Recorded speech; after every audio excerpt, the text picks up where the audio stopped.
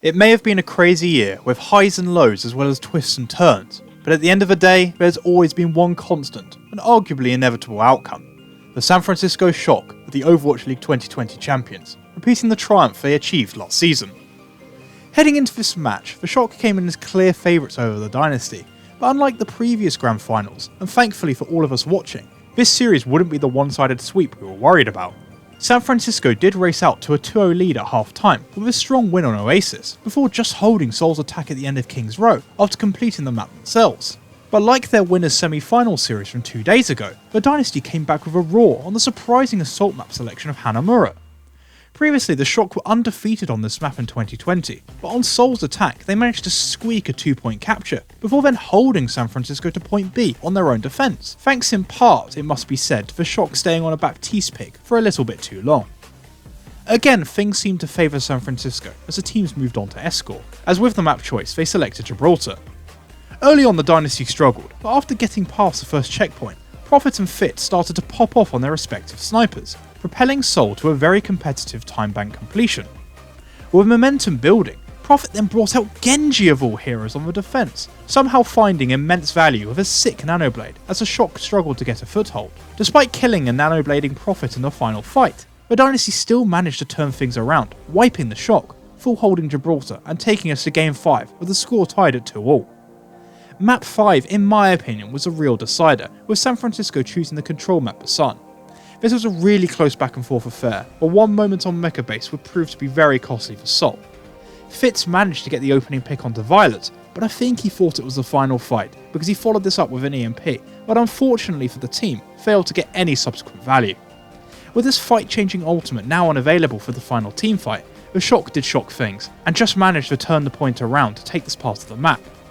Another 99 to 99% duel on the temple part of Busan again just edged in San Francisco's direction, once more seeing them win control and arguably preventing the Dynasty's best chance of turning this series in their favour.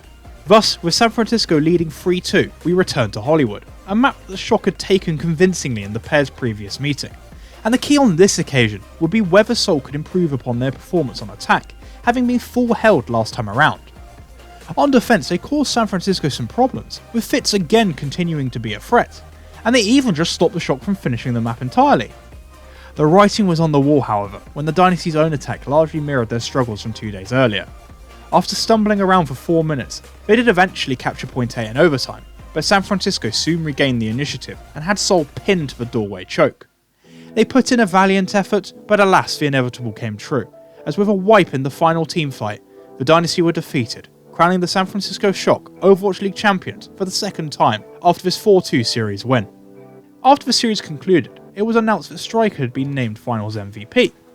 Personally, I would have given it to Violet, who I felt was more consistent throughout the match on Zen, with some really clutch picks during the key moments of the series. That said, Striker as well as Arns had some really pop-off moments on the maps that San Francisco won, so I'm not too upset with this choice. At the very least it wasn't super. That man doesn't need any more boost to his ego.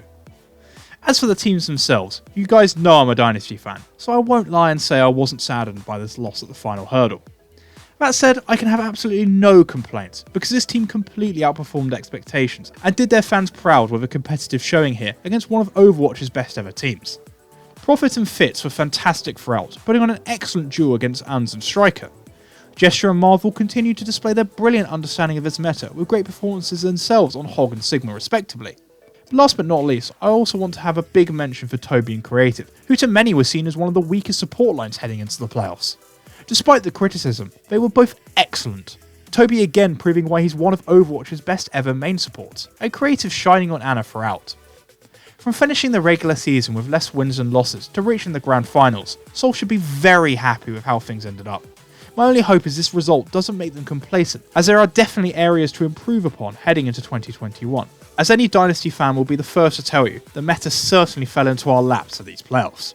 The Shock though once again demonstrated why they are the Overwatch League's greatest ever team, with Krusty masterminding a perfect playoff run here. All of their players again prove why they are firmly in the debate for the best at their respective positions, and assuming they stage largely together for next season, there's no reason to think they can't go all the way again for now a third time. One of the biggest debates though might be whether they are Overwatch's greatest ever team. The second championship will be a firm argument in their favour. I would point out though that during this grand final week, the team's only wins came on control and hybrid maps. Don't get me wrong, I assume this is fantastic coaching from Krusty, focusing on the most prevalent and important map types. But it cannot be ignored that San Francisco won this title with defeats on every assault and escort map they played against both the Dragons and Dynasty. In the future, the push game mode will hopefully eliminate this outcome repeating. That's the end of the 2020 season though, as weird as it is to say. Despite all the disruption and chaos, we've been treated to both a very entertaining regular season and a really competitive end of season playoffs that had both its fair share of upsets and nail-biting affairs.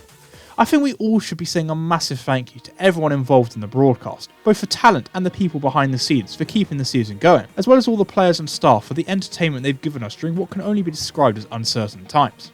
From myself, I also want to say a big thank you to all of you who have supported me during what has been a very poor year from my channel's point of view.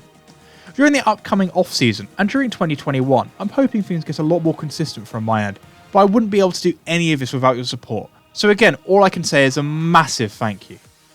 Tomorrow I'm going to upload a brief review of the whole playoffs, particularly this past week of the grand finals. So if you have enjoyed the video, please be sure to like and subscribe, or follow me on Twitter or Discord, both linked down below. Until next time though, I want to say a big thank you for watching, and I hope you enjoy the rest of your day.